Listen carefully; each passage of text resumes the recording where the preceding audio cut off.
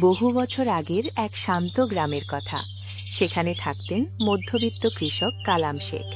প্রথম স্ত্রী রহিমা বিবির মৃত্যুর পর দুই মেয়ে মরিয়ম ও জয়নব ছোটবেলাতেই মায়ের স্নেহ হারায়। সংসারের দায়িত্বে কালাম শেখ দ্বিতীয় বিয়ে করেন, কিন্তু নতুন মা আসমা বিবি ছিলেন নিষ্ঠুর ও নির্দয়। কালাম শেখ কাজের জন্য বাইরে গেলে সেই সুযোগে তিনি দুই বোনের ওপর অত্যাচার করতেন।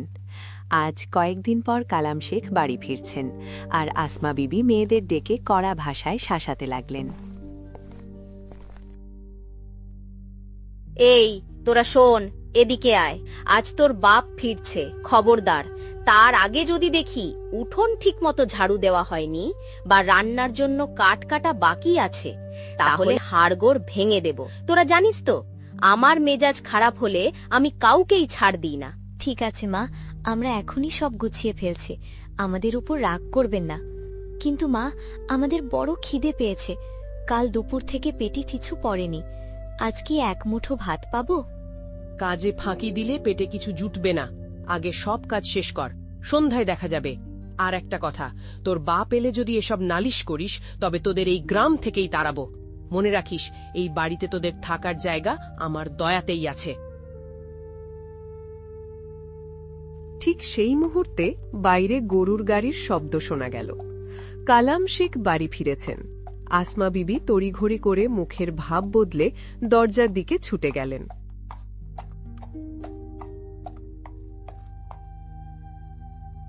কেমন আছো গিন্নি?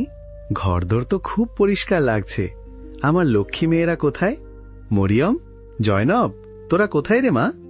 ওগো, তুমি তো এসেই মেয়েদের কথা শুরু করলে। একবারও জিজ্ঞেস করলে না আমি কেমন আছি। এই সংসারে একা খেটে খেটে আমার শরীরটা শেষ হয়ে গেল। তোমার মেয়েরা তো নবাবজাদি, তারা সারাদিন টোটো করে ঘুরে বেড়ায়, আর আমি বাড়ির সব কাজ করি। আমার কপালে কি কোনোদিন একটু শান্তি নেই? আরে না না, রাগ করছো কেন? অনেকদিন পর ওদের দেখতে ইচ্ছে করছে তো, তাই ডাকলাম। ওরা কি তবে বাড়িতে নেই? বাড়িতে থাকবে কেন? বড়টা তো এখন ডানা গজিয়েছে, মুখে মুখে এমন কথা বলে যে শুনলে তোমার কান লাল হয়ে যাবে। পাড়ার সবার সাথে ঝগড়া করে বেড়ায়। আর ছোটটাও হয়েছে তার মতো। দুজনে মিলে আমার জীবনটা বিষিয়ে তুলছে। আমি কিছু বললেই ওরা বলে আমি নাকি ওদের সৎমা, তাই ওদের ওপর জুলুম করি। এ কি বলছো? আমার মেয়েরা কি সত্যি এতটা বিগড়ে গেল? আমি তো বিশ্বাসই করতে পারছি না। আমি কি তবে ওদের ভুল শিক্ষা দিয়েছি? ভুল শিক্ষা কি আর তুমি দিয়েছ? একা পেয়ে ওদের মাথায় সব কুচিন্তা ঢুকেছে। এখন তো শুনছি গ্রামের হাটে গিয়ে মানুষের জিনিসপত্র সরাচ্ছে। চুরির বদনাম যদি একবার হয়, তবে আমার মুখ দেখানোর জায়গা থাকবে না। আমি কত কষ্টে ওদের আগলে রাখছি তা শুধু আমিই জানি। চুরি? এই আমি কি শুনছি? কালাম শেখের মেয়েরা চোর হবে? না, এটা আমি মেনে নিতে পারছি না। আসমা, তুমি ওদের ঠিকভাবে শাসন করো না কেন?